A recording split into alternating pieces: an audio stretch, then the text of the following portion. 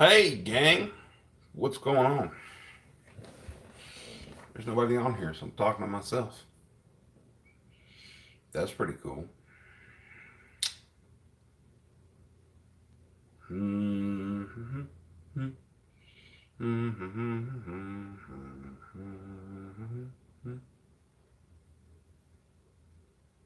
Anyway, meanwhile, back at the ranch, let me adjust this a little bit here. Try not to knock the whole phone over. That'd be really, really cool if I did that.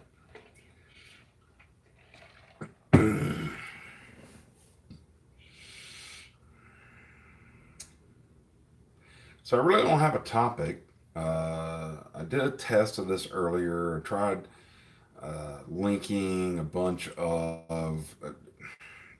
You had to get encoders and this and that and the other thing and one of those and one of these and you had to. I just.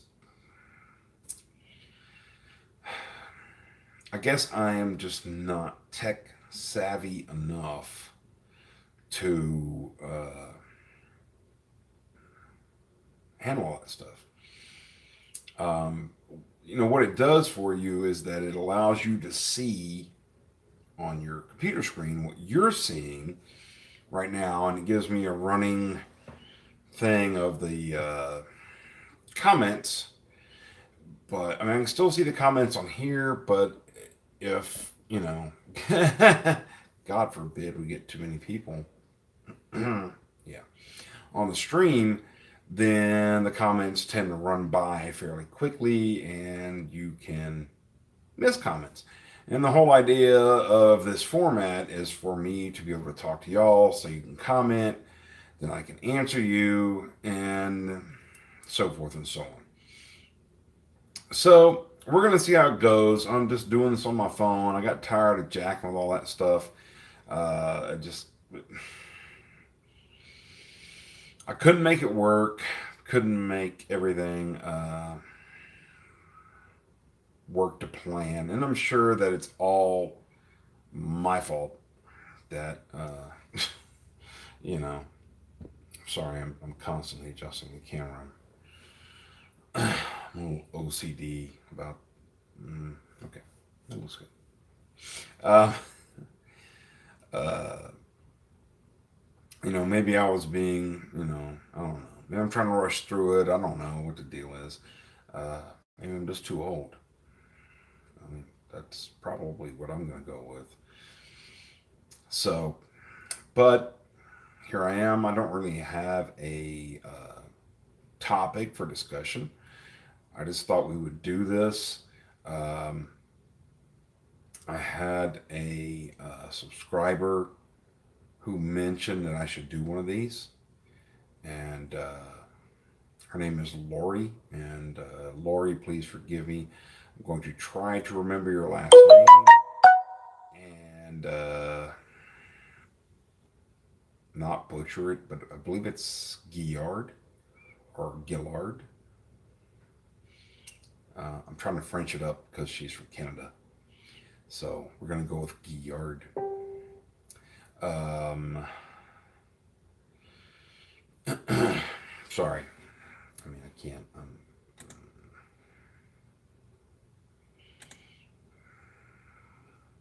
Checking comments on my post. And of course, it didn't show up. Anyway,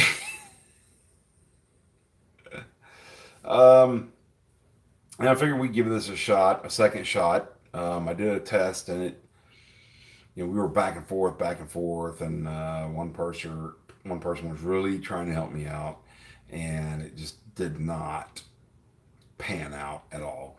Uh, it turned into a pretty much a debacle of me trying to do stuff.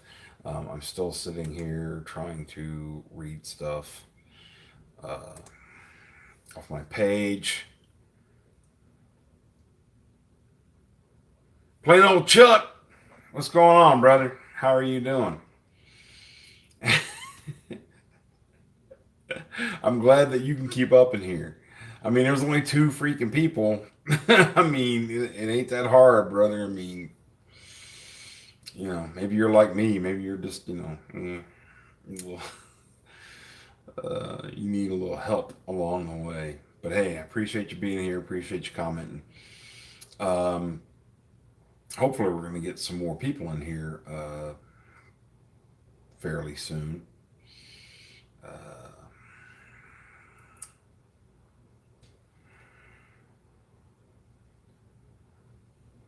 yeah, I saw that you subbed earlier, brother, and man, I appreciate that. I really do.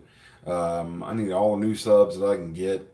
Go check out some of the videos. I'm sure you'll find some interesting stuff in there.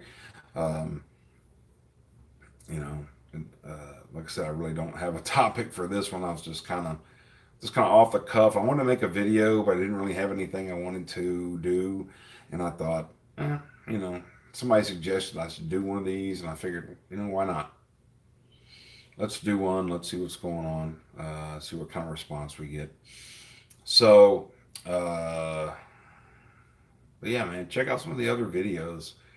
I'm sure you'll find some cool stuff in there. I'm going to be sure to be checking out some of your stuff. Um, so yeah, I was kind of relying on y'all for questions, and then we were gonna go from there. um, and unfortunately, that doesn't seem to be happening. I don't know if I'm not reaching enough people.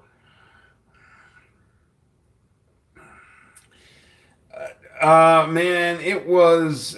I was very nervous about doing live, actually, to be honest with you, Chuck. I mean, like you said, there's no edit button. There's no, you know, whatever you say, man, it's out there. And then it saves it and makes it a video. So it's not like you can, I mean, I'm sure you can go back and delete it and just be like, oh, I said something stupid in there. So I need to get rid of that.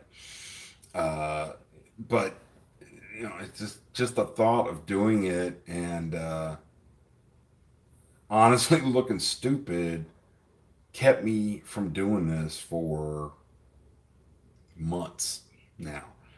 And I just finally decided that, you know what, I enjoy when I do my videos, I talk to the camera like I'm talking to the people anyway. So I thought, well, this would be a cool chance to get immediate feedback. Maybe when I'm talking, people can give me immediate, comments. There can be some back and forth. Because that's the part I really enjoy about doing the videos. I mean, I'm not monetized, so I'm not making any money off of this yet. Because they changed the criteria, which is a whole nother.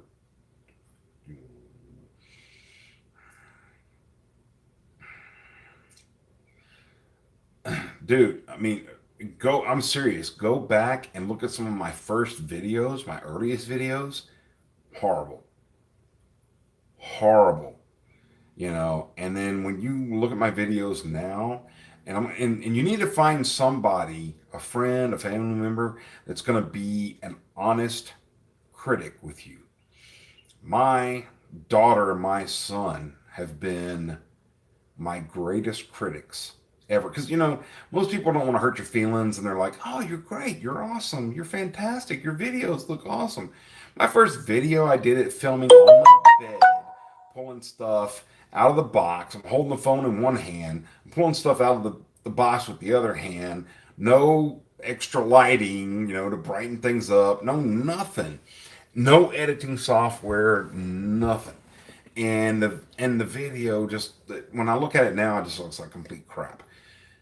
But throughout doing my videos, my son and my daughter, who are just as honest as I am, and they know I want that opinion, you know, were my greatest critics because they would tell me things like my daughter said, oh, because I thought the first video was a fluke, and then I started making more videos. And, my daughter said, well, your whatever video, second, third video I made, she said, I just want to let you know you said like 23 times in 5 minutes.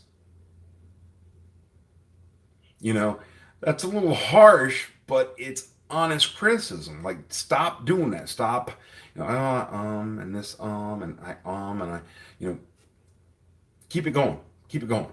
My son has been by far my greatest critic and has helped me the most. Hey, your videos are too long. You need to cut them down. Try to move a little faster. Try to do this. Try to do that. Uh, and then I picked up things. I started following like Roberto Blake on YouTube and another guy, I can't remember his name, and they give you tips on how to gain subscribers. Now, according to them, by now I should be somewhere around 10,000 subscribers, and I've got 415. So it doesn't necessarily work for everybody, but they have great information and great things that you can do. Get yourself some really good uh, editing software.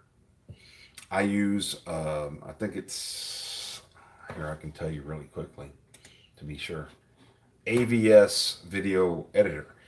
Now that one does cost money. It's like $35 a year or something like that. Very simple to use, very easy, very user friendly. Check that one out. I had another YouTuber who suggested that one to me, and then I started using it, and I love it. I love it. And I just started watching what other people were doing.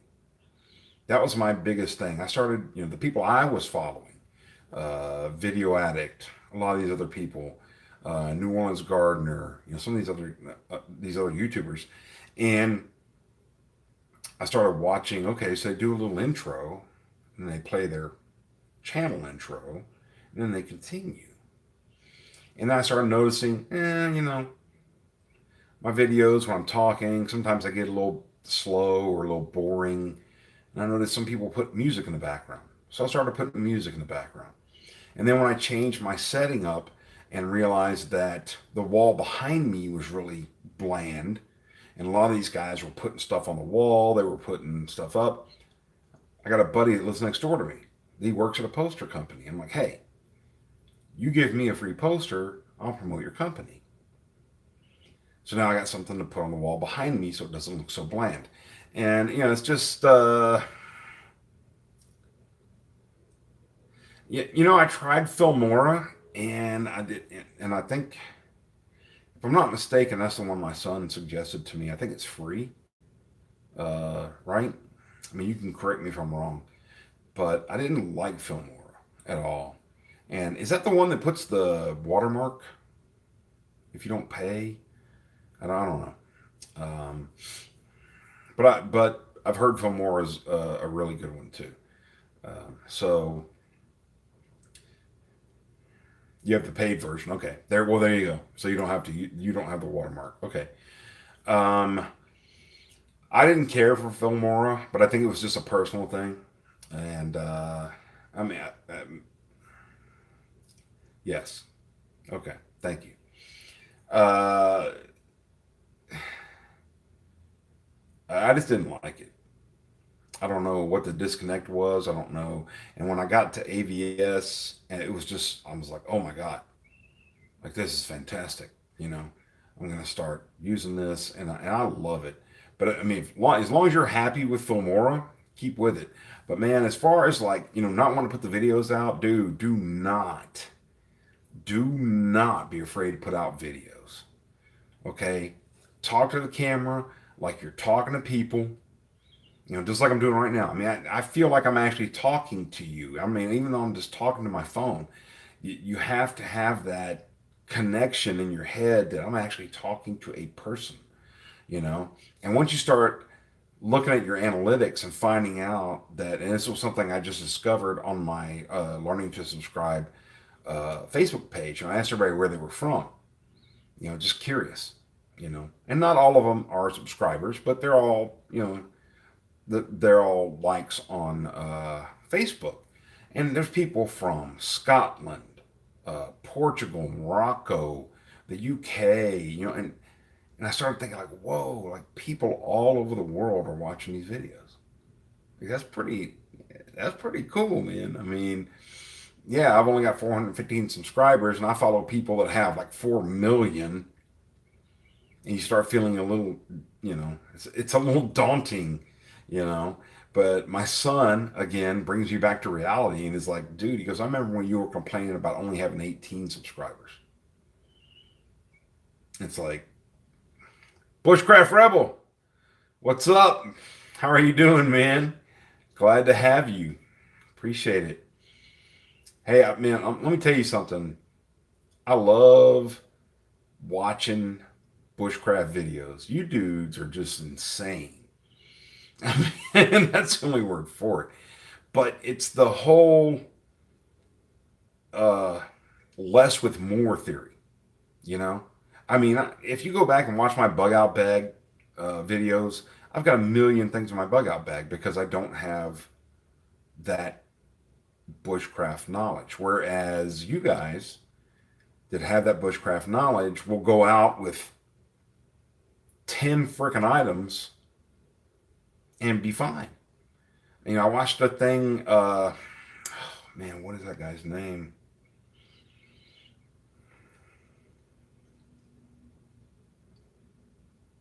Yeah. No, no, no. Me too, Chuck. Actually, one of my fears, and I've expressed this on my channel, is that because I enjoy answering everybody's comments. I enjoy replying to everybody's comments on my videos. And I'm actually scared of getting so big. Some of these big guys I look at and I'm thinking, like, you know, 30,000 comments. There's no way that guy can reply to 30,000 comments. He just doesn't have enough time. Plus, those dudes, they're putting out a video every day. So that's a whole different ball game. But still, I would hate to lose that interaction, to where I could not reply to every single comment. So it's like I want to get bigger, but I don't. If I'm in this like catch 22 thing of I would love to have more subscribers, but I don't want to get to where I lose my connection.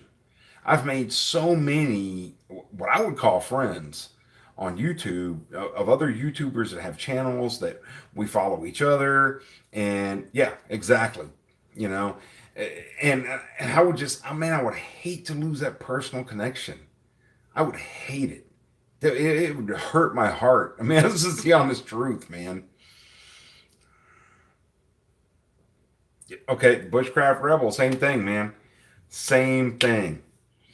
It's so cool when you can sit there and actually respond to people, to every comment, to every person, and then all of a sudden you get to know that person. John, John, what's going on, brother? How are you doing? Glad that you joined us. Thank you so much. Um, but yeah, man, I mean, having that connection with your subscribers is, and I've learned so much from my subscribers. I've learned a ton, you know. I get a box every month where I get some heirloom seeds in it. And I'm not a gardener, I live in an apartment in the middle of the city. I'm a city boy. But I have become friends with a lady called the New Orleans Gardener named Linda. And I'm originally from Louisiana anyway, so I'm partial to New Orleans. And she and I talk about, uh, thumbs up, John, how to plant certain seeds, what certain seeds are. And I've learned more about gardening from her than I've ever known in my life, just through a little communication, you know. And I think that you build those relationships with those people, I mean, and like I said, it sounds weird, but I would consider those people friends. I mean, there are certain people that I would consider friends. I've never even met them, never even met them in person, you know. But just the way we communicate and we comment on each other's videos or we private message each other, and I try to, we try to share like, hey man, like You should try to do this in your videos. You should try to do that in your videos. And you have to take it as constructive criticism. You have to be, you got to put your britches on sometimes and accept it and go, hey, man, this person's trying to help you. They're not dogging you. They're not saying, oh, you suck. They're just saying, watch your video and this part was a little this or da da da. You're a little slow, which I get that a lot, that my videos take too long. Um, and I've tried to work on, you know, I drink a Red Bull before I do the videos. Serious, no bullshit. And, I've learned little tricks, editing tricks, to speed the process up. I think that you have to do all those things to make your channel better. You know, this is the part that I enjoy. This is the part that I like. Is the interaction and the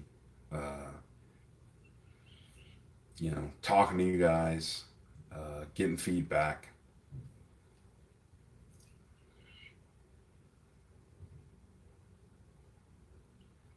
Yes, yes. See, that's what I'm talking about, Chuck. That's what I'm talking about right there. I mean, it's like if you were to ever meet these people in person, just like, poof, what's up? You're gonna automatically walk up and hug them. I mean, you just don't never even met this person. You're just gonna automatically walk up and hug them because you've been talking to this person for so long, and you relate on so many different levels, you know, and that's part of it, man. That's part of the uh, interaction, that we're talking about. Part of the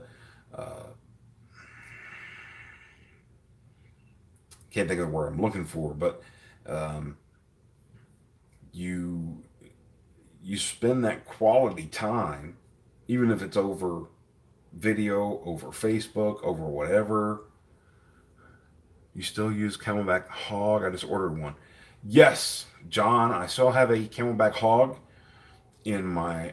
It's in the trunk of my car. I use it as a get home bag, and I actually need to empty out and clean my bladder. So I appreciate you bringing that up. Um, it's time to do that because the water. I've read that the water in the bladder is good for 6 months. To be honest, 6 months kind of scares me, but it's probably been about that long, since I've emptied it out. The heat in Texas during the summer, yeah, I don't know about 6 months, man. You know, but it's time for me to break it out, empty that bladder out, clean it.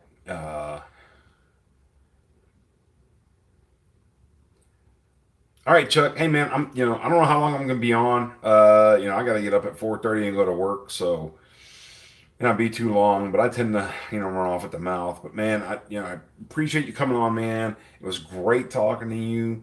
Who knows, man? Maybe one day we'll get together and we'll go camping and fishing. You never know. Uh, but appreciate you being here, man. Whenever you get back, check back, see if I'm still on, and we'll go from there. Appreciate you, brother. Um, but yeah. Dude, I'm telling you, man, I would love, there are so many of my YouTube family I would love to meet.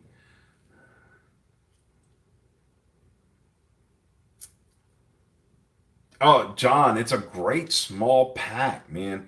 And you can actually fit a good bit of stuff in it. I mean, I can't fit as much stuff in that as I can fit in my bug out bag, but it's still, I was impressed, man. I really was. And I looked into that bag. My son-in-law actually gave it to me, but yeah, it's a great bag, man. Great. I've got probably more stuff in it than I need for a get home bag, but just because of the the space. I just kept putting stuff in it and like, I'm gonna put that in there and why not? Yeah, yes, yeah. I mean, I wouldn't. It's not good for like a 3 day pack. It's not. I don't think it's good for a bug out bag, but a day bag, freaking awesome, man. You know, and you never know. And that's what I like about it so much because I had a previous. I had made a bug out or a get home bag out of a regular just backpack, and I'm trying to put water in it. I'm trying because I mean I'm not a little dude, and I'm very hot natured, and I sweat a lot. If I got to hump at home, and I work, 30 miles away. So let's say whatever shit hits fan, whatever's going on, and I'm driving home, and I get 10 miles, and boom, gridlock, everything stopped. Now I got to hump at home. If I got to hump at home 20 miles, I'm going to be pretty dehydrated. I need a lot of water. So I lucked into the hog to where now I've got that whole bladder full of water. And I think that is vitally important for a. I think it's actually more important for a get home bag than a bug out bag. Because hopefully, in a bug out, hopefully, I talk about this before. We have this delusion of grandeur that when a shit at the fan situation happens, you're going to strap on your bug out bag and take off out your door into the woods. Well, that's not how it's going to happen. At least I hope not. At least I hope you're smart enough to throw your bug out bag in your car and then try to drive your car to where you need to go rather than just traipsing off through the city. Um, but hopefully, when you get to the point, like say whatever, you do hit gridlock or whatever happens, and you do have to get out in your bug out bag. Hopefully, you're going to be in the woods where you can find water, and that's where I mean, I've got 3 different water filtration devices in my bug out bag because my goal is I'm going to find water. Now, if I'm humping it from my job to my home, I'm in the middle of the city. I'm not going to find many streams and lakes and crap like that. I need water on hand. So I think the hog is a great bag for a 1 day bag or a get home bag or whatever. Something that is like, okay, this is going to get me home to my big bag. You know what I'm saying? If that makes any sense. Yes, thank you. And that's just the way I thought about it. And I immediately, as soon as I got that bag, I was like, oh, this is going to be my get home bag. You know, now I've got plenty of water, uh, and I'm good to go, and it's still got plenty of room, and I've got some. Uh, you can go back and look at my video on my get home bag and check out everything that's in there. I've actually added some things since then, um, but it's supposed to be you know something for 2 or 3 hours, and that's it. I've got more stuff in that than 2 or 3 hours, and I've got stuff in there. Uh, I've got a couple. I've got one freeze dried meal, things like that. Just in case. It can't hurt. And there's plenty of room in the hog for that kind of stuff. And get your basic first aid. I think I've got one water filtration device in there, a couple of fire starting devices just in case, poncho for rain, things like that. But if you go check out the video, it's got everything in there. But I think that it's important to understand that that's just a temporary bag. You know, I also have some energy chews in there.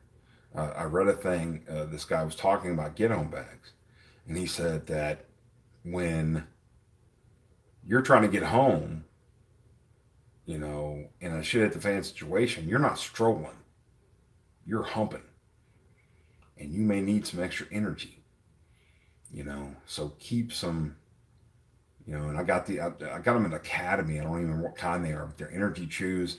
They have like electrolytes in them, but they also have caffeine and other stuff to like get you going and like help you. Like, man, I gotta get home. Like shit is serious. I gotta go. I don't have time to be like smelling the roses and walking along, looking at the architecture and shit, going, "Oh, that looks really cool." No, I mean, I got my brim pulled down and I got my sunglasses on and I'm poof, gone, you know. And everybody talk. I get it, the whole gray man thing and all that. But when you see me walking through your neighborhood, you are not going to think I'm gray man because I'm not some dude that's just strolling through your neighborhood. I'm I'm I'm going. I'm moving. Now you may think, oh damn, look at that dude. He's power walking his ass off with his big fat ass. That dude's trying to lose some weight. Look at him. Good job. you know, they may think that, but they are definitely not going to be not notice me because I'm going, I'm moving, and I'm getting home. Um, and that's the whole idea behind it, And I think it's important that people have those. I think it's important that you have get home bags in your car because you never know. You never know. And I had this discussion with someone the other day, and I said that preppers are probably the most contradictory people in the world because we're the only people that will spend thousands of dollars on stuff that we hope we never have to use.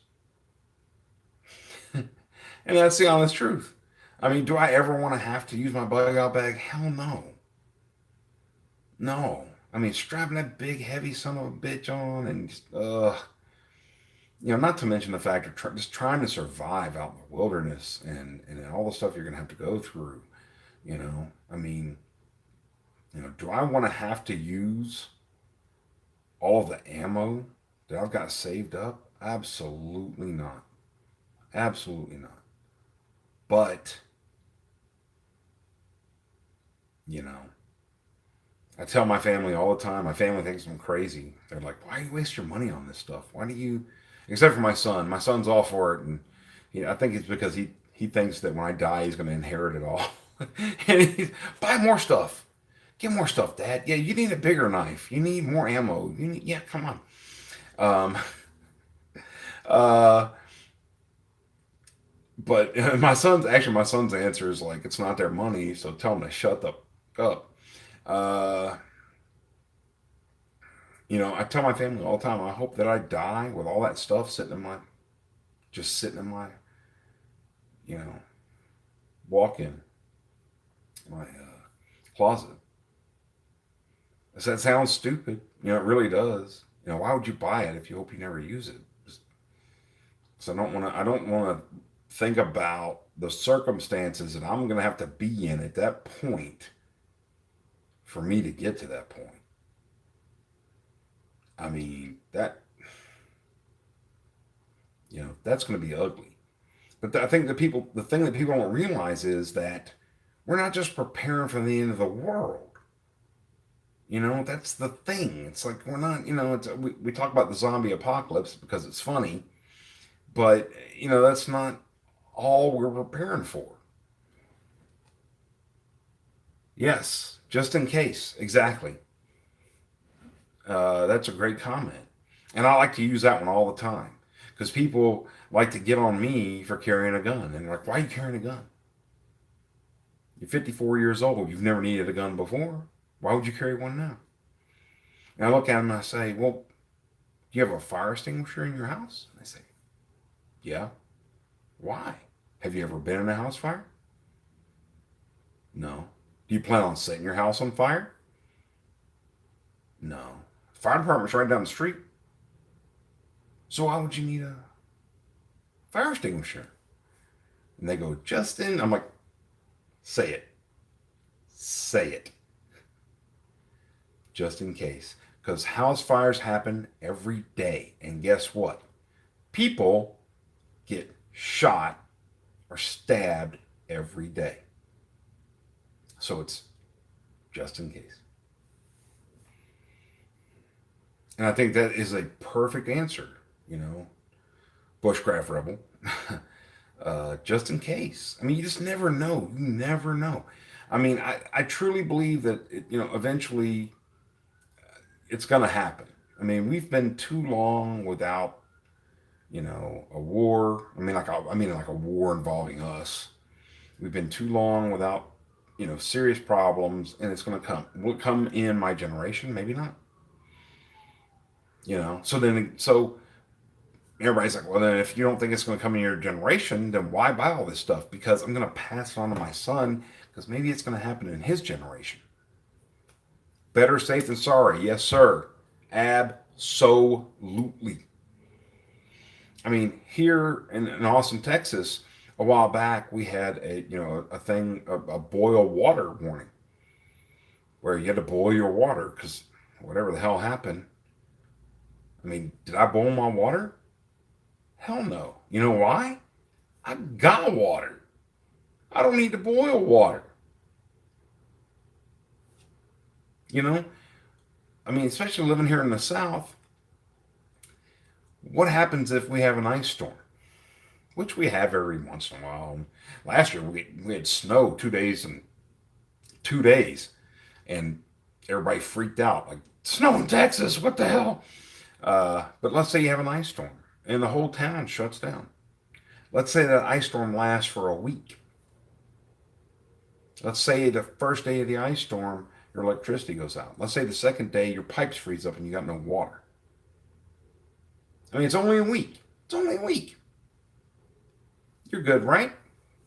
Bullshit.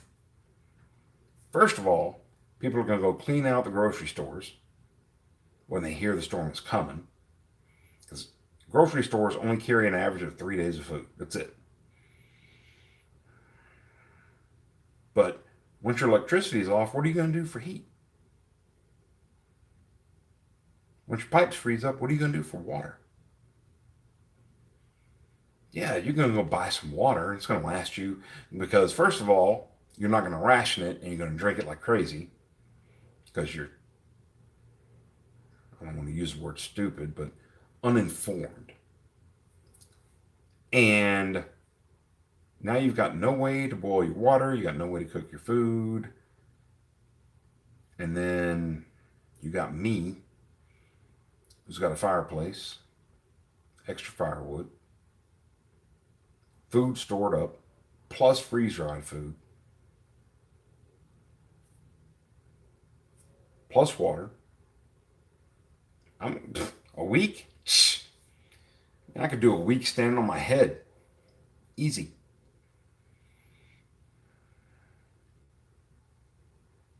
That's the kind of stuff we prepare for.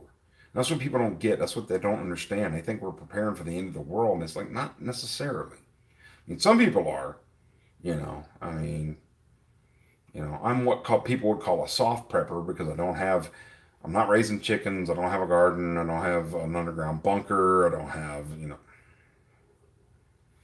uh, so, yeah, but a week, I could do a week like nothing. So the next question is, well, John, what's going to happen when you start a fire in your fireplace and people say, oh, that dude's got firewood. Oh, it smells like he's got food. Let's go take his stuff. Yeah, try to come take my stuff and see what happens. It's not going to be a happy day for you. Let's just say that. So I mean, it all ties in. It all ties in. It's a big circle, but it's just it's not necessarily about the end of the world. It's just about being without electricity for a week or two. It's about floods. It's about ice storms. It's about a whole bunch of other stuff, daily stuff that happens every day almost in this country, in this world. And people laugh at us and think, ah, they're insane. They're stupid. They're preparing for something that's never going to happen. But it happens all the time.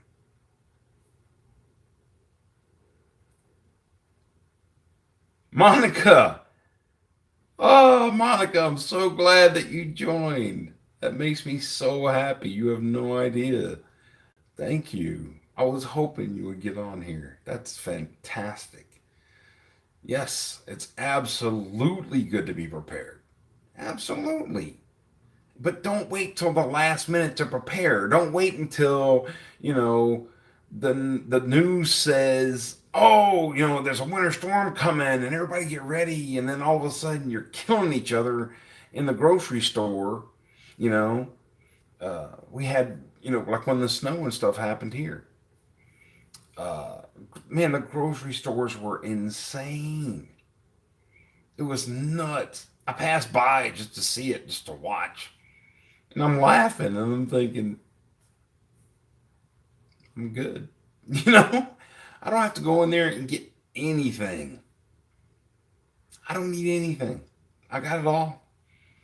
While you guys are in there trampling each other trying to buy bottled water, I'm sitting here thinking, you know, 2 or 3 days of snow. Of course, snow in Texas, like the whole state shuts down. It's not like we live up north. It's just when we get snow in Texas, everybody freaks out and they're like, "Oh shit!" You know, schools close, businesses close. Um, so it's kind of a different world down here. We get 2, 3 inches of snow and everybody's freaking out. But I mean, that's part of living in the South. But there's nothing wrong with being prepared. Nothing wrong with being prepared. I don't care what anybody says. I don't care. And the thing of it is that, I have friends and family that say things like, well, we're not prepared. But since you're prepared, when the shit hits the fan, we're all coming to your house. No. Yeah. I love y'all to death, but I don't have enough stuff to take care of 20 people for a month.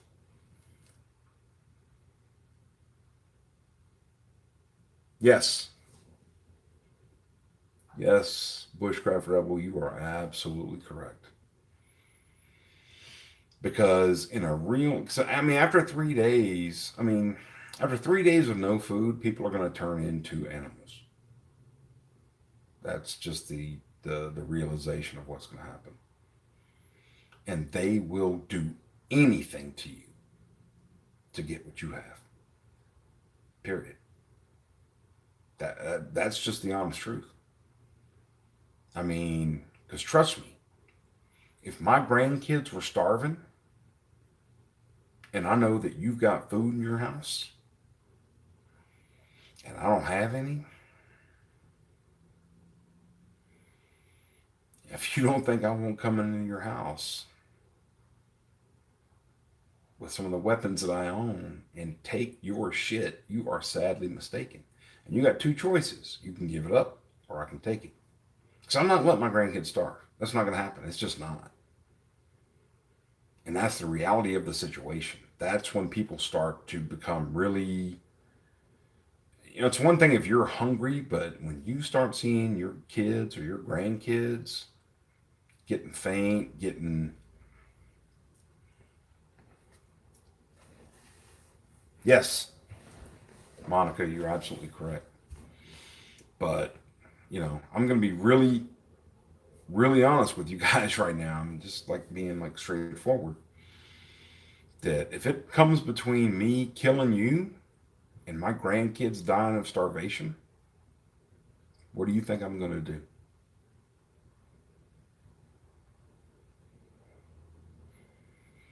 You know what I'm going to do. I mean, am I going to feel like shit afterwards? Yeah. I'm going to sit there. I might sit there and cry for 2 days because I killed another human being. But guess what? My grandkids are eating. And that is the mentality that people are going to start to have. My kids aren't starving because of you. You're going to give me your shit or I'm going to take your shit. And you had better be prepared to defend it because they will take it. Not only that, but people are going to be traveling in hordes. I mean, what are you going to do if like 10 people bust through your front door trying to take your stuff?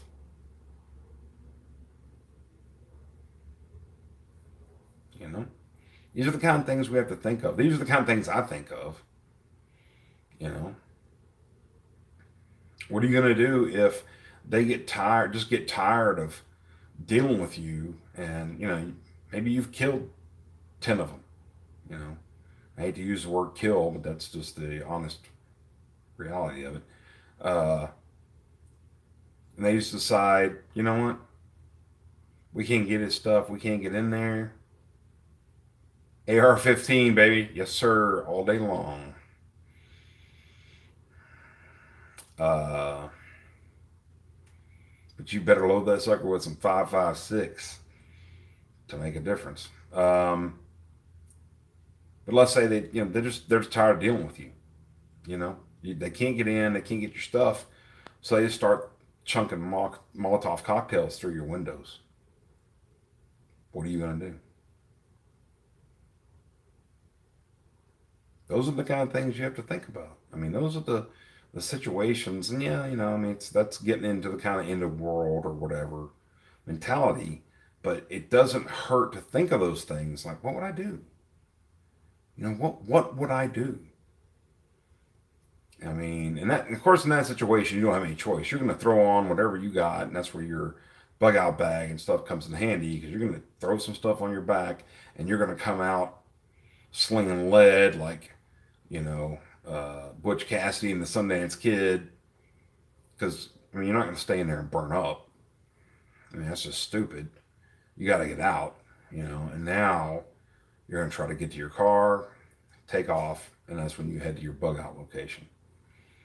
And everybody should have a bug out location somewhere that you can go that's off the beaten path. I mean, it doesn't have to necessarily be a cabin way back in the woods or, you know, but you should have a location that you can get to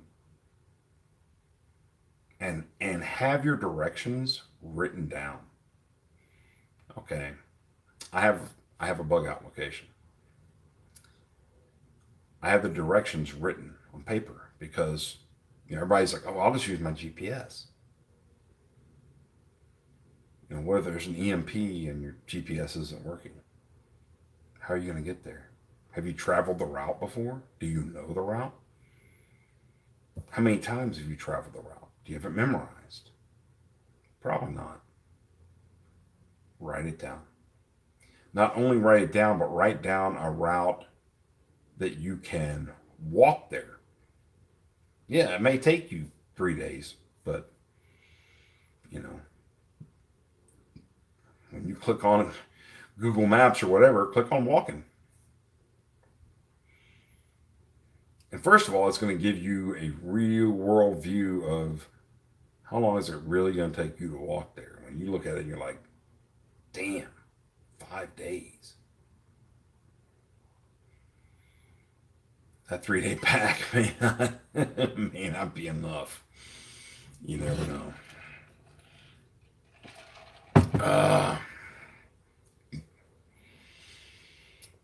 So what else is going on, guys?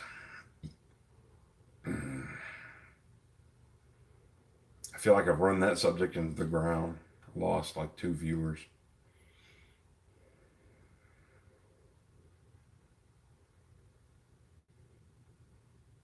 Comments, questions, remarks?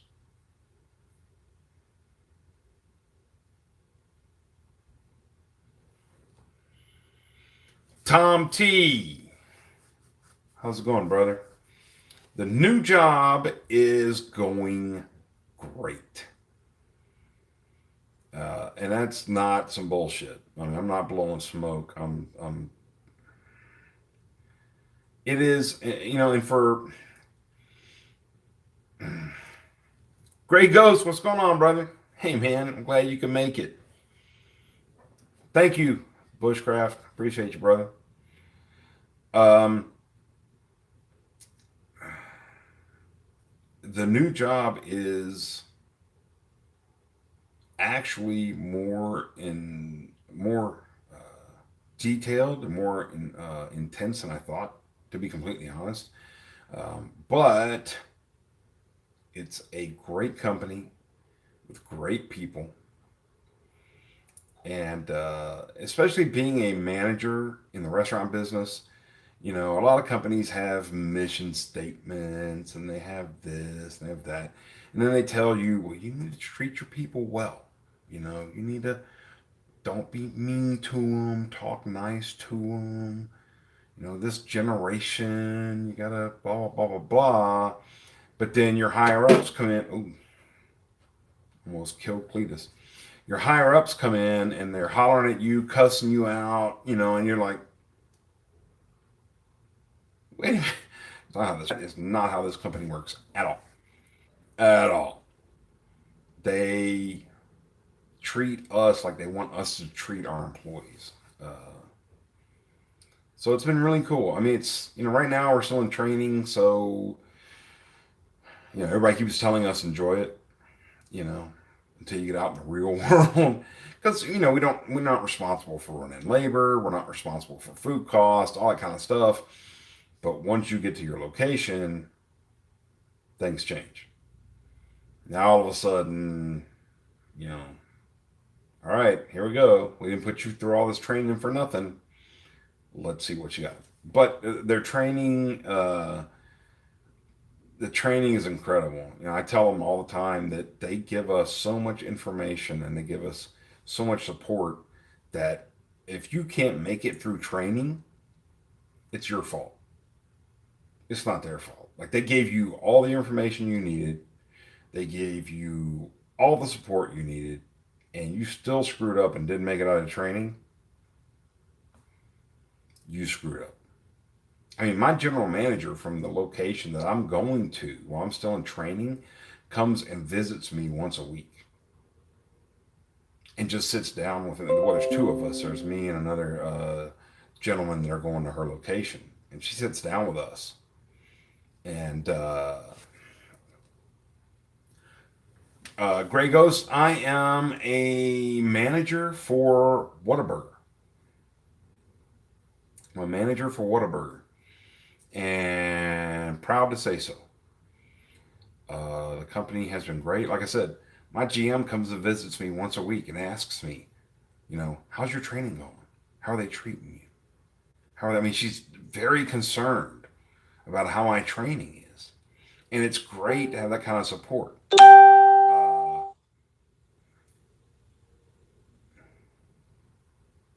She, uh, you know, a lot of people come in and talk to me. The zoning training coordinator comes and visits us once a week. The area manager visits us at least twice a week. The general manager of the location we're going to visits us once a week. I mean, it's just they're so concerned. All right, Bushcraft Rebel. Thank you, brother. Appreciate you being here, man. Appreciate you hanging out. You have a great one. It was a great talk. Thank you. You work at Amazon warehouse. Whoo! Man, Christmas must have sucked for you, brother. I can't even imagine what Christmas was like for you. I should buy you a drink. Man. Ooh, wee. But let me tell you this. Let me tell you something. I love me some Amazon. Oh, yeah. I'm waiting on 3 packages right now, so I'm probably making your life hell. I'm sorry. I apologize. I don't I don't mean to put more work on you. Wow. But I mean, but how does the company treat you? You're having a cold beer right now. All right. Hopefully, it's a good beer, not some crap. Good craft beer. Uh, Man, what a crazy job. Crazy. I got a buddy that works for UPS and started out. You have to start out in the warehouse and you work your way up to the truck. And he said Christmas was just brutal, brutal. You know, and with them, like you don't, until you empty the truck, you don't go home. If you empty the truck at 4 p.m. in the afternoon, awesome, go home. But if you don't empty that truck until 11 p.m., oh well. I mean, of course, they give them helpers during I work. Okay, I can't even see that. It showed up as you work a dollar sign hours in a week. That's awesome. Um, he, I mean, they give him a helper during the holidays and stuff like that. But you know, man, what a brutal job. Can't even imagine. You work over 48 hours a week. Oh, look at that. He's back. My my tutor, my mentor, who who I completely gave up on everything he told me to do. Um, Man, I find it really hard to feel sorry for you working over 48 hours a week. Uh, I am scheduled 50 hours a week. Scheduled. And I don't work 50 hours a week. I've been working in the restaurant business for I don't know how many years now. And, dude, I've worked 70 hours a week. One day, I worked 22 hours one day. So, I mean, I feel for you. I do. But, when people say things like, I had to work 45 hours this week, I'm like, shut up. You only work 4 days a week. Oh, fuck. Okay. Never mind. I'm sorry. Oh, shit. Oh, way to put me on my ass, dude. Oh, you so shut me down. Oh, I only work 4 days a week, asshole. Nice. All right, then. I'm right there. I got major props for you, then, dude. I have been there, done that. The 13 hour days, man, are just brutal.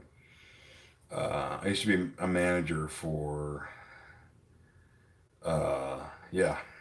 Oh, done it. Done it, dude. It sucks. I mean, I work for a company that I'm not going to name just because I don't want to give them any recognition.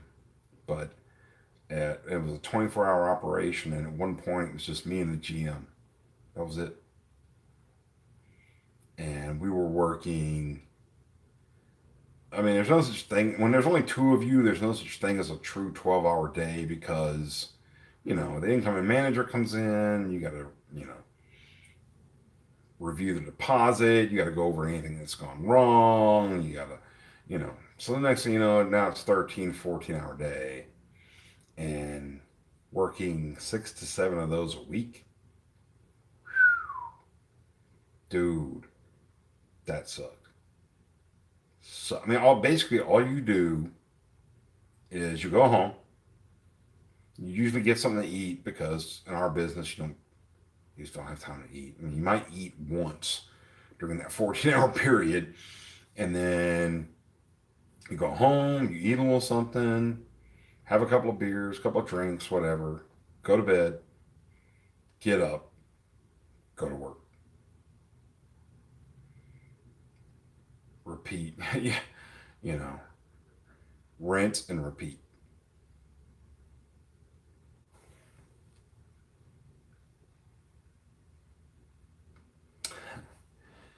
Thank you, Monica. Glad you could be here. I appreciate it. Thank you very much. You have a good night as well. Uh, so what else is going on, guys? I mean, I'm sorry I'm not filled with a bunch of information tonight. I'm just kind of I've been doing a lot of studying and videos. I'm kind of brain dead.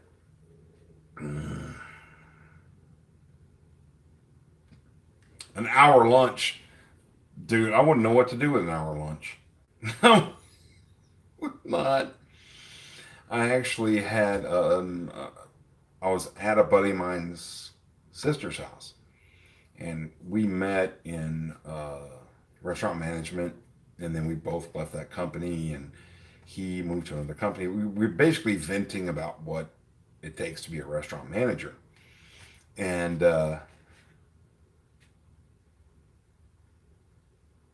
you only take 15 minutes. That's because you're dedicated, dude. I mean, that's because you're trying to get shit done. So, I mean, I mean, good for you. I mean, you know, but the guy, one of the guys at their house was, you know, we were venting about being restaurant managers, and he said, "Yes, Gray Ghost, I'm right there with you, brother. I don't know how many days I've gone without eating. I mean, you couldn't tell it by looking at me, but uh, this guy said it can't be that hard to be a restaurant manager." And I was like, "Really?" I said, "When's the last time you ate your lunch in 5 minutes standing up?" He just looked at me like I was like speaking Russian. He's like, "What are you talking about?" I said, "When's the last time you ate your lunch in 5 minutes standing up?" He's like, "That's preposterous. I would never." I said, "Exactly." I said, "We have all done it. You know, you just don't have time. You run back there and you slap together a turkey, and bacon sandwich, and you just eat it while you're making your way back to the office to make change for somebody. Or I'm telling you guys, if you've never worked in a restaurant, you should work in a restaurant for at least 1 year out of your life. You would be so much more appreciative when you go out to eat of what those people go through. Mm, it's rough. It's rough. But you know what? That's the life we chose. It's the life we're in. You know, I'm not asking anybody to feel sorry for us. I'm just saying appreciate us. And especially appreciate your bartenders and your waitresses and tip them appropriately because they work hard.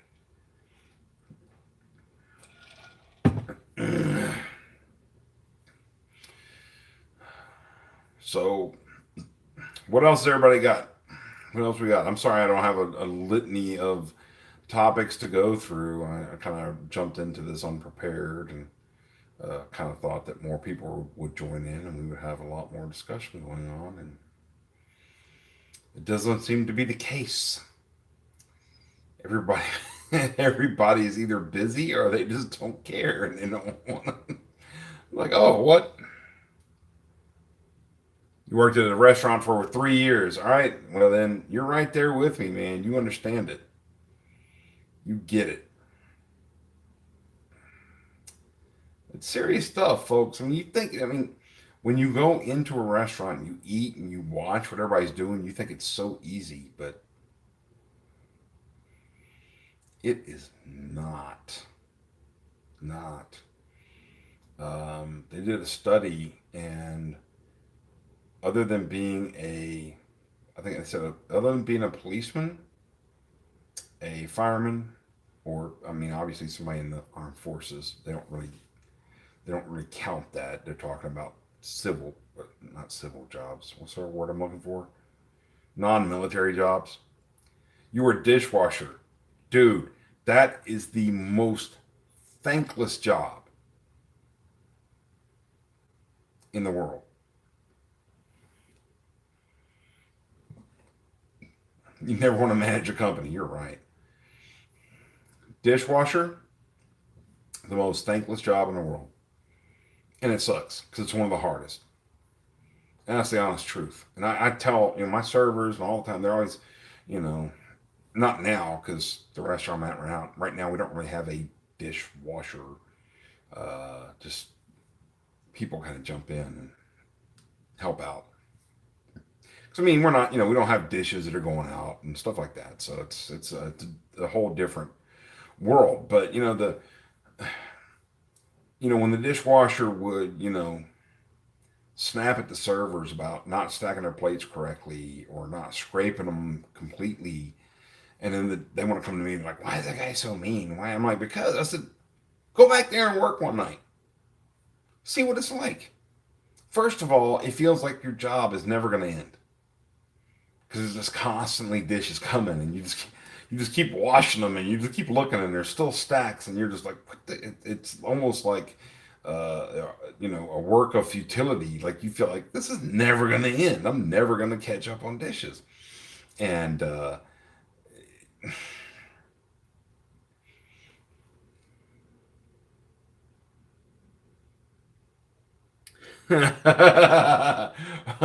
being punished in the military. Yeah, there you go. That's one way to do it.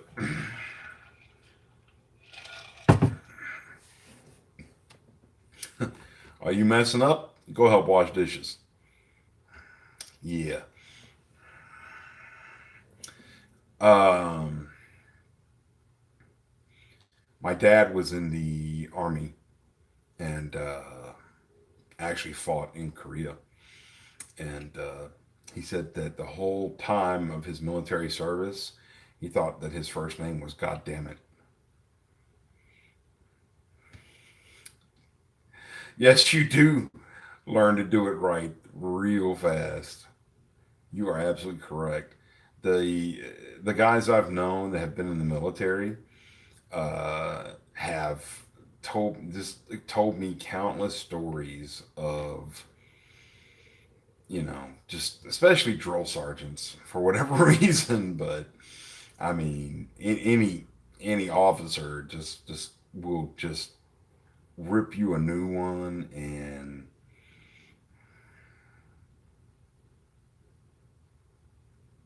your grandpa was in World War II. That's awesome. You retired as a sergeant. That's fantastic. That's awesome. And you guys, if you watch my videos, I always say at the end of the video, I love my troops. I am supremely proud of anyone who has served in the military. I think that it takes an extreme amount of guts and a strong will to do that, and I'm very appreciative of it. Um, I have several friends that are uh, Marines. I mean, they're not in the Corps anymore, but you know, you can't say ex-Marine because I've learned the hard way. There's no such thing as an ex-Marine. Once a Marine, always a Marine. Hoorah! It's like, okay, easy, Rambo. I'm good. Uh, so, but I'm very proud of the people that serve, and it means a lot to me that they are out there.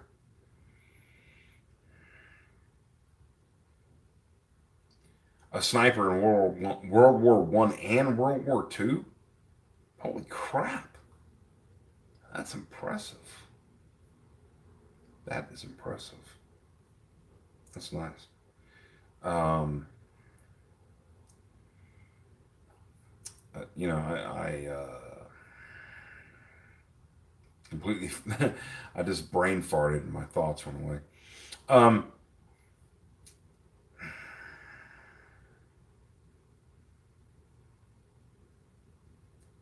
Shot two deers with one shot.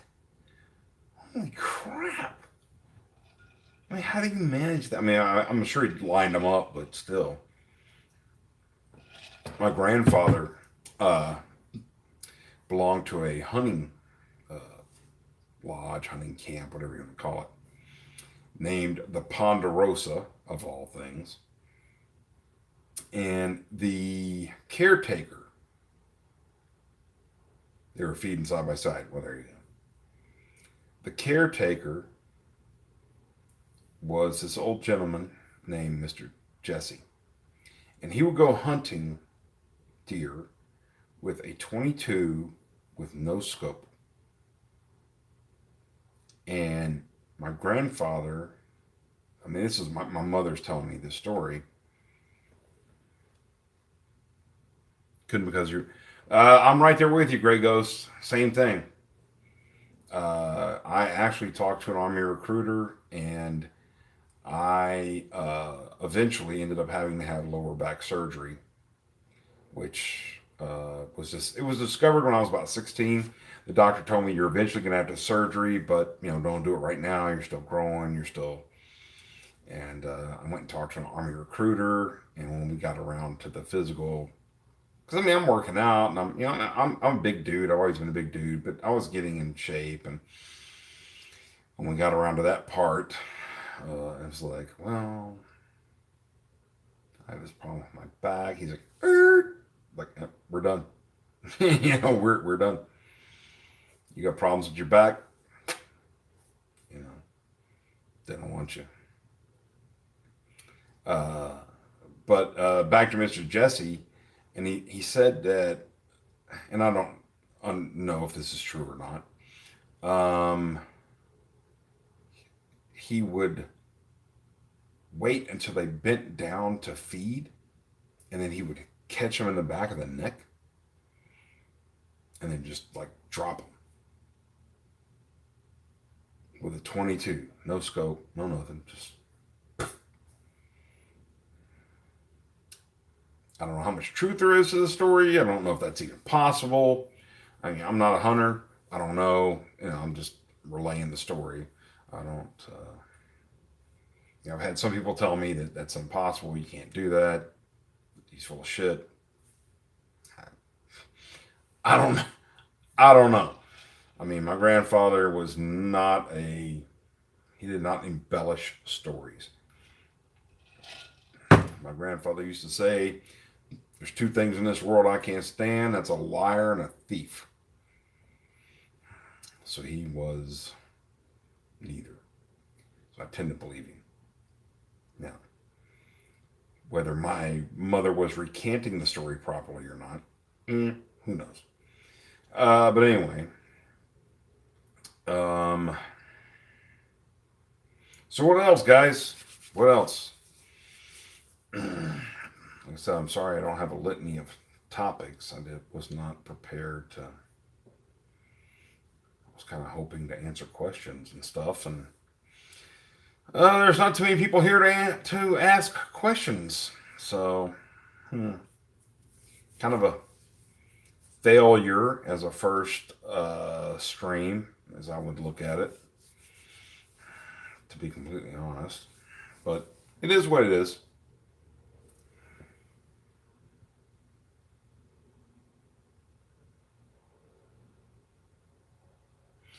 I completely believe that. I completely believe that. I can see it happening. You know? I mean, here you are up in this tree trying to snipe people, and then all of a sudden these troops just come along and just like, hey, let's camp right here. And you're like, shit.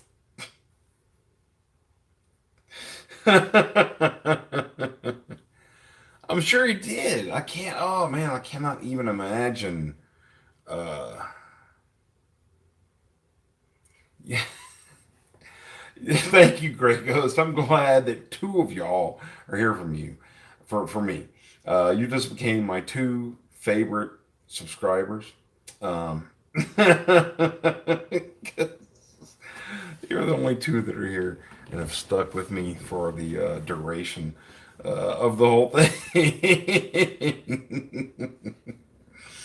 um, yeah, I've heard crazy stories. in the military. My father only told the funny stuff to us. My mom would tell us about other stories or things I overheard her telling her friends, things that my dad had said about, the Korean War. He was assigned to a heavy mortar company, the big 6 foot mortars, and he had made the comment that he was glad he was assigned to the heavy mortar company because he never had to see the people that he was killing. And that's a pretty sobering statement, you know, but true. My father also suffered from survivor's remorse. He, one night, his company was, they're out in the field, and my dad's in his tent. He gets this terrible pain in his side. So they call a medic. The medic comes out, and he's like, "It's your appendix," and it's like bad. So they chopper him out to a mass unit. He goes to the mass unit. It's already ruptured. They do emergency surgery. They get everything out. Everything's okay. He's fine. A couple of days later, he's asking about going back to his unit, and I want to say lieutenant, sergeant, somebody comes and talks to him and says, "Well, there's a little problem with you going back to your unit."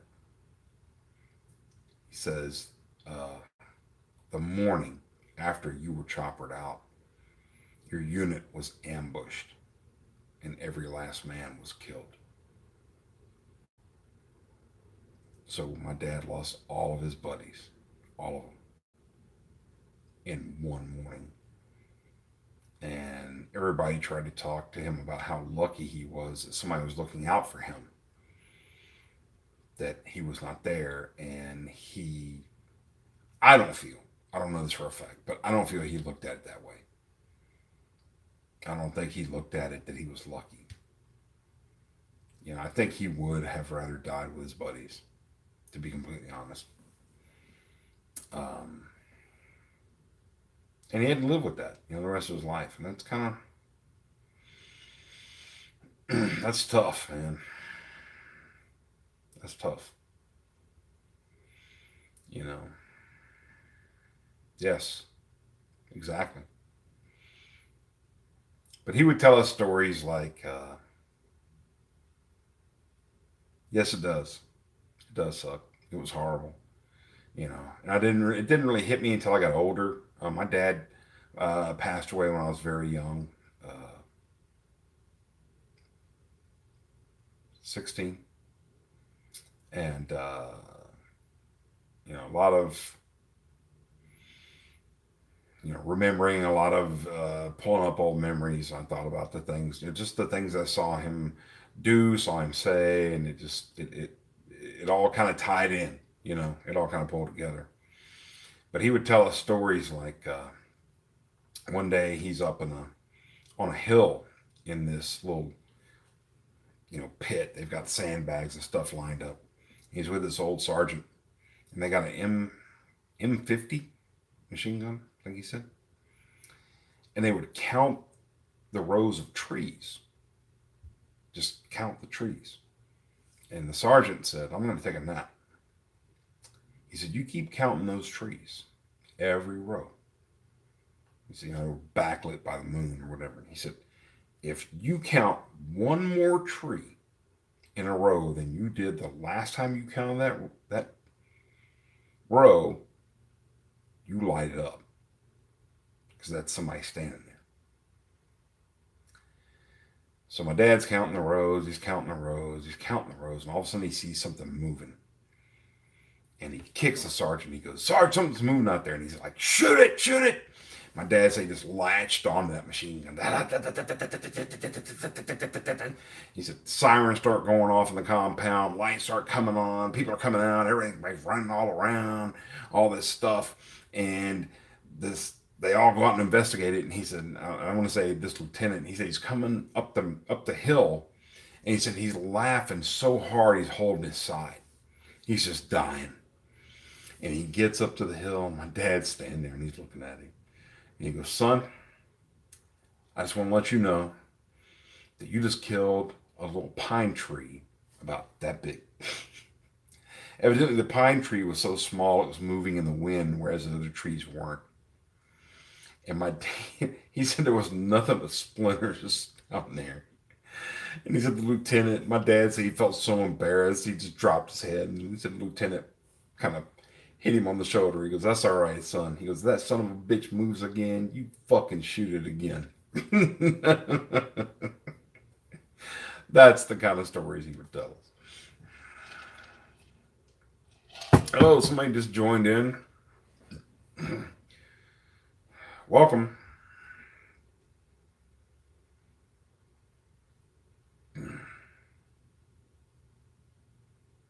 Hello.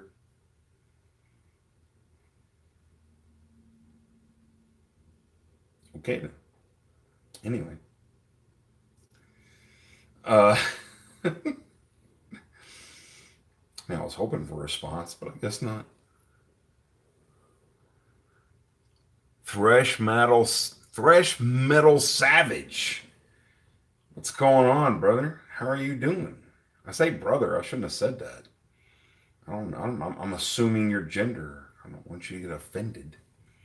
Your keyboard was loading.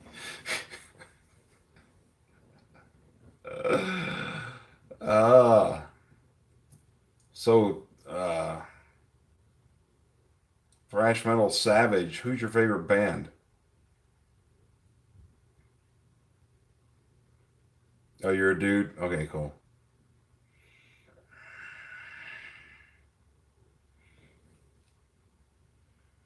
No, hey, Grey Ghost, you are completely good.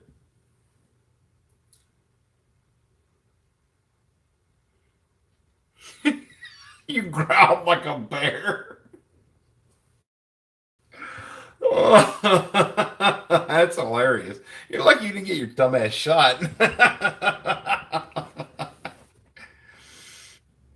It's a tie. Slayer, Exodus, Anthrax, Megadeth, Metallica, and Demolition Hammer.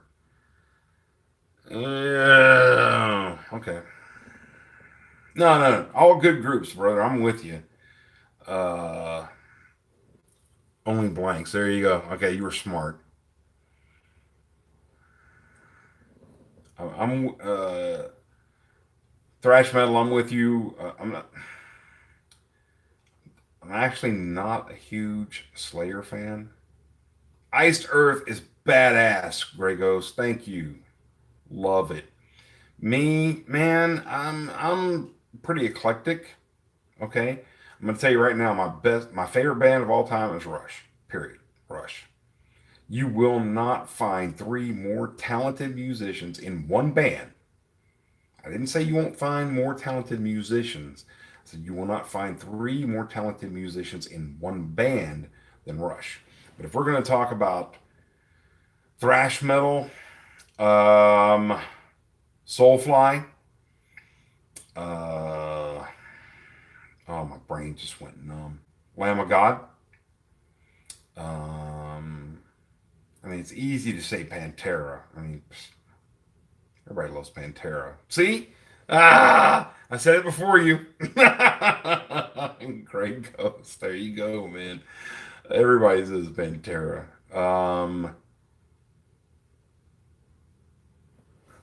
Log Log Drummer? Who the hell is Log Drummer? Never heard of them.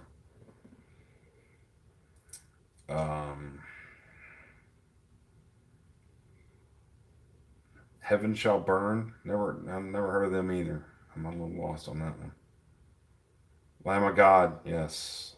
I saw them. I saw Lamb of God live with Guar. Dude, freaking insane. And this is before Odorous died, and it was uh, just so good, man. So good. Oh, it was insane, brother. It was insane. It was badass. It was badass, and it's amazing because you would think that Guar you kind of associate them with Kiss, like they're a mediocre band, so they need a gimmick. No, they're not a mediocre band. They're fucking badass, man. Those dudes fucking wail.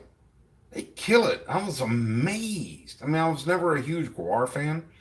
I mean, I like some of their stuff, but after that concert, psh, came home, downloaded all their shit. Immediately. You seen the band called Flaw Buddy? No, I have not seen a band called Flaw Buddy. There's Nathan likes drums. Nathan likes drum. Hey, I was a drummer, brother. I was. It's funny that you mentioned that. I actually played in a band for a little while, and oh,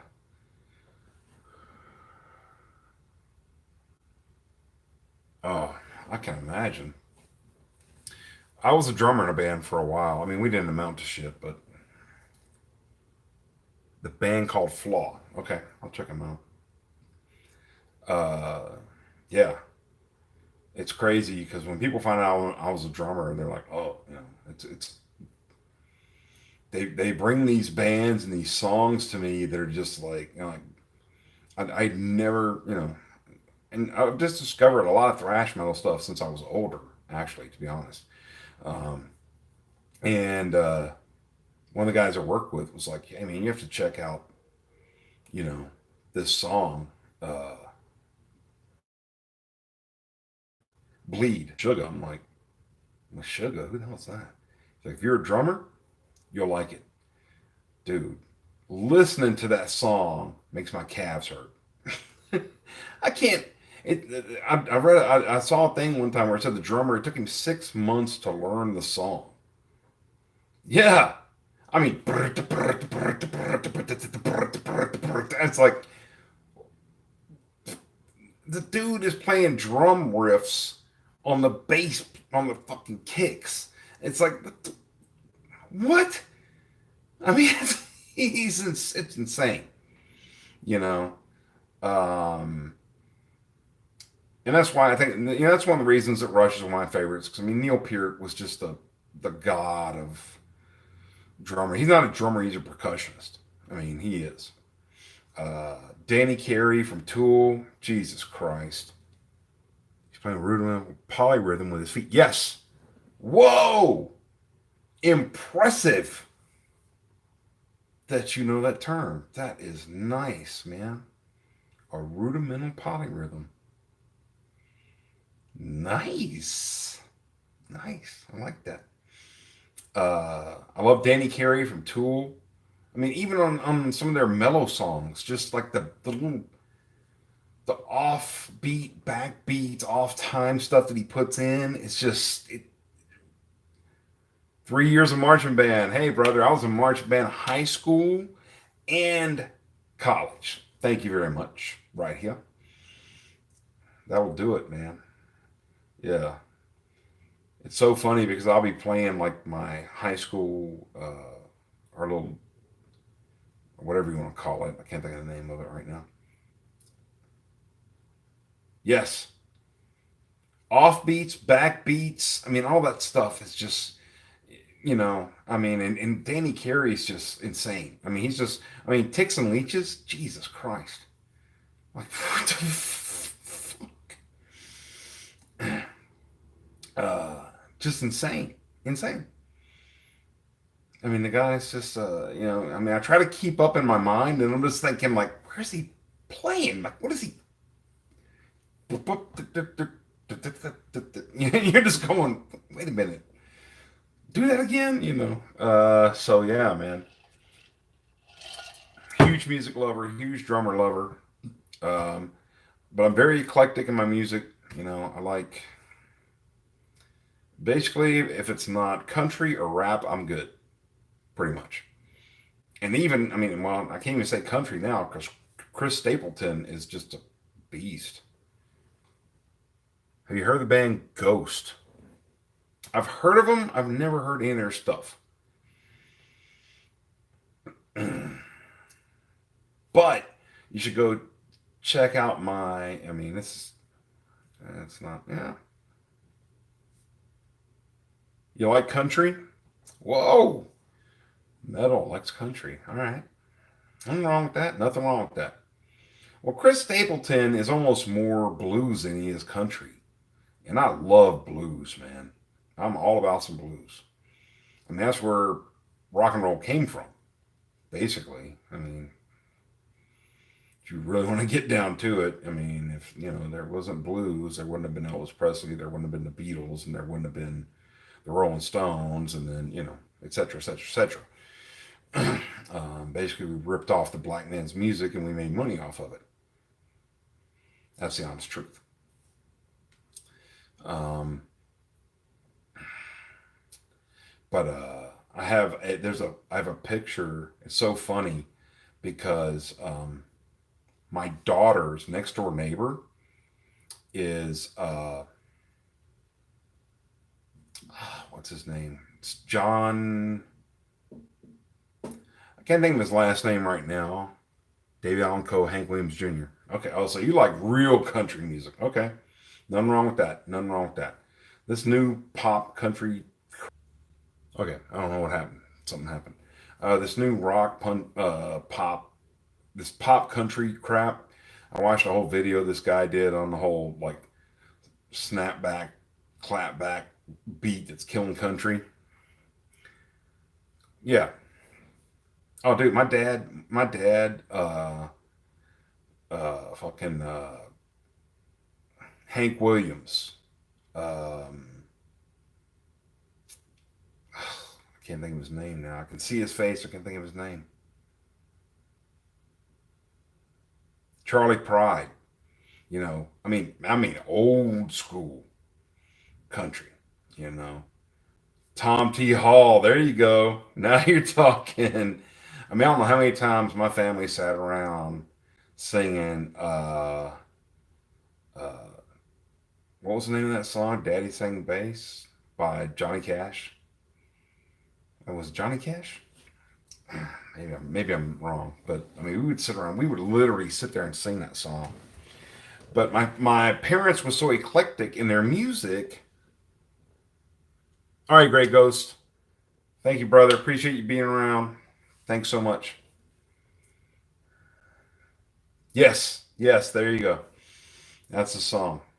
Um, but my parents were so eclectic.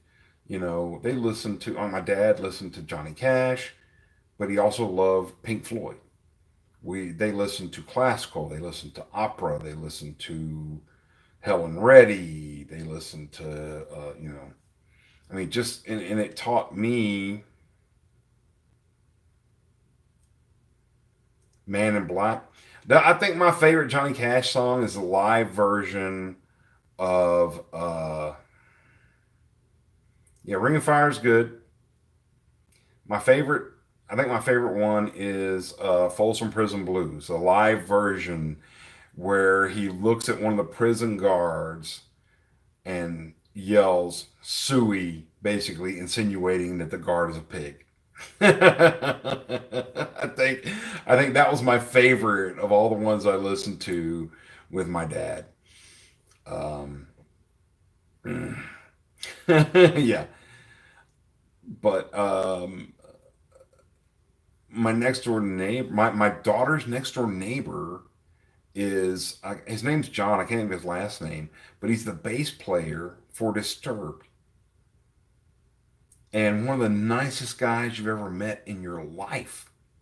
And it's so funny to watch this dude like taking out his trash, mowing his lawn. I mean, he's just like this regular dude. And I'm thinking, "Hey, you're a rock star. Like, what are you doing? Like, let's stop it." I want to run over there and do it for him. If you check out my Facebook page, my real Facebook page, I got a picture with him on there. He came over for my grandson's birthday. Him and his wife or his girlfriend just came over. His son plays with my grandson all the time. It's insane. I mean, when my daughter texts me, she goes, "Guess who my new neighbor is?" I'm like, "I don't know." She sends me his picture, and I'm like, I'm like, who the hell's that? I couldn't just by his picture. I couldn't. She's like, oh, it's John, whatever, the bass player for Disturbed. I'm like, oh, shit. She said, you are not allowed to come over here and start drinking and start talking to him. I said, oh, what's going to happen? I mean, I don't know who you think you're talking to, but if you think I'm not going to sit there and talk to the bass player from Disturbed, you are disturbed. You have a problem because I'm going to talk to that dude. And and I did. And he was so cool because he came over to the party and was just like, hey, and my son-in-law was like, hey, you want to come meet John? I'm like, yeah. Go out there and I meet him. I say, I'm not trying to be that dude, man. I'm not, but I'm a huge fan. I'm just going to leave that out there. And I wasn't going to press it. I wasn't going to, whatever. But then he's like, hey, like, do you want to take a picture? Do you want to? I'm like, yeah. Stupid question, but absolutely. And so I got to take a picture with him. It was really cool. But he's a really cool, really down to earth, not that superstar mentality, none of that, man. Super nice guy. Super nice guy. So yeah. Music. We got off on a music tangent. That's a completely cool thing. I used to have a lady that worked for me part time that worked for one of the rock radio station here in Austin, and she used to get me free tickets to concerts. That was the hookup, dude. I mean, that she got me the tickets to see Lamb of God and Guar. I got to see Judas Priest on the 30th anniversary of British Steel in San Antonio. Oh yeah. I got to see Motorhead, which was on my bucket list before Lemmy died. Dude, I tried to see Priest for 30 plus years, and something would always happen. It's like something would just go wrong, and I just couldn't do it. I just couldn't make it. And I told my wife about it, and she's like, whatever. So this lady gets me free tickets, and sure enough, like 2 days before the concert, we don't have any money. The car breaks down, blah, blah, blah, blah, blah, blah. I don't get to go. I give the tickets away. And I look at my wife, I'm like, but I tell you, she goes, oh my God, you gotta be kidding. So they come the next year, and it's the 30th anniversary of British Steel. They're gonna play the entire album. And I'm like, oh my God. I said, can you get me tickets again? She goes, oh yeah, sure. Okay. I'm driving down there with my stepson because nobody else wants to go with me. Nobody wants a free ticket to go see. I forget who the opening act was, but it was somebody, Whitesnake and Priest. Who doesn't want to go see that concert for free? I don't care how hard of a metal person you are, you want to go see Whitesnake. You do. Don't. It was so funny too to see all these heavy metal heads singing the ballads of Whitesnake. It was crazy. But we made it, and it was just, I went insane. I went nuts. I went nuts, man. When Halford came out on the motorcycle and sang, oh God, what was it? Was it Screaming for Vengeance? No. Whatever it was. I went ballistic.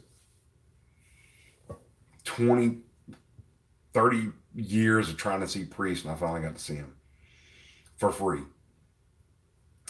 Motorhead was badass metal, by the way. It was, because it was like, I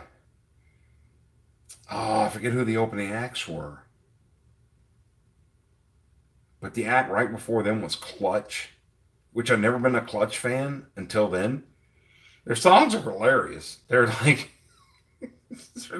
some of them are so stupid. Yes, the curse of Priest is lifted. There is no more Curse of Priest. But I got to see Clutch, and then oh, no. I'm sorry. Clutch was with Black Label Society. Got to see that one for free. Oh, you serious? Clutch and Black Label Society for free? Insane, insane. But it was so funny because I don't know what was going on with Zach Wild, but they were having to bring the words to the songs out on huge pieces of poster card and tape them to the ground. Of course. Dude, it was so fun. I mean, I posted on Facebook, like, who wants to go? Like, we were going to see Motorhead. And dude, it was like Nashville Pussy, two other bands. I forget who it was now. Motorhead. And it's like, who doesn't? I mean, even the other two bands, who doesn't want to go see Nashville Pussy and Motorhead for free? Nobody took me up on it. I ended up taking my stepson. Ended up falling in love with the bass player for Nashville Pussy. I mean, don't get me wrong, she was hotter than shit, but it was just like, it's free. Free. Who doesn't? I don't care if you don't even like heavy metal music. The chance to go see Motorhead, psh, whatever, man. And Motorhead has the greatest opening of any rock band ever, ever. Because most rock bands, they come out, especially heavy metal, whatever, thrash, they come out to all this, music and dun dun dun dun dun dun dun dun dun dun dun dun dun. Motorhead, they walk out on stage, no music, no nothing. And Lemmy walks up to the mic and he goes, "We're Motorhead. We play rock and roll." And then and they just start. And it's just like, yes, no bullshit, no flowery crap, no music, no lights, no nothing. Just here we are, we're in your face, and we're about to kick your ass. That's it, man. That's how they start. It was amazing. I'm so glad I got to see them before Lemmy passed. That was incredible.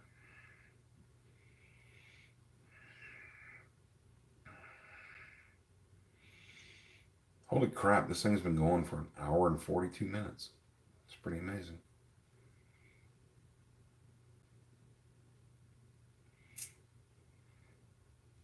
Nothing else to do, right? Actually, need to be taking my behind to bed and getting ready for work in the morning. I gotta get up at like 4:30. So, guys, it's been great, man. Thank y'all. I appreciate the interaction. I appreciate the comments. Uh, Thank you so much for hanging out with me. We'll have to do it again sometime, for sure.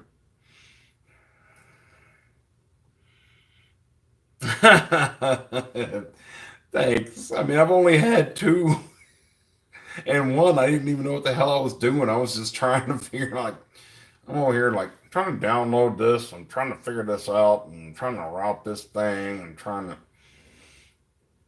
But yeah, I mean, it was cool because we kind of went in different as different people came in. We went in different directions, and that was pretty cool. That was interesting. I liked it. But and that's I think that's why I came in here with no preconceived like, hey, this is what this is going to be about. I didn't want it to be about me. I wanted it to be about y'all, if that makes any sense. And talk about what you wanted to talk about, answer any questions that you had. Um, because I think that the subscribers are they're the people that make the YouTubers.